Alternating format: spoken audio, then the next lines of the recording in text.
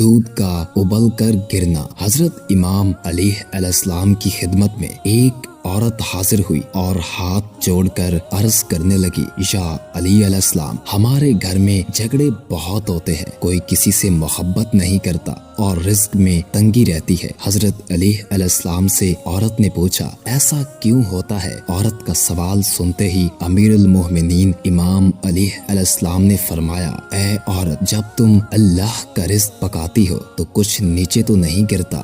یہ سوال سن کر عورت نے عرض کیا، ہاں علی علیہ السلام، جب میں دودھ ابالتی ہوں تو وہ تھوڑا سا گر جاتا ہے بس۔ عورت کا یہ کہنا تھا کہ حضرت علی علیہ السلام نے فرمایا، اے عورت، یاد رکھنا کہ جب تم اللہ کا دیا گیا رزق گراؤ گی اور جلاؤ گی تو اس سے گھر میں بے سکونی، جھگڑے، نفرت اور رزق میں تنگی کے اسباب پیدا ہوں گے۔ دودھ کو ابال کر پینا چاہیے، لیکن ساتھ ساتھ یہ بھی دیکھنا چاہیے کہ دودھ ابل کر زمین پر نہ گرے۔ تم اپنی اس عادت پر قابو پالو، اللہ کے کرم سے تمہارے گھر میں سکون، محبت اور برکت آ جائے گی۔ حضرت علی علیہ السلام کی بات سنتے ہی عورت گھر گئی اور آئندہ اللہ کے دیے ہوئے رزق کو ضائع ہونے سے بچانے لگی، اور یوں دیکھتے ہی دیکھتے اس کے گھر میں خوشحالی اور ہر طرف سکون ہو گیا۔ سبق: اپنے گھر میں اللہ کے دیے ہوئے رزق کو ضائع ہونے سے بچائیں۔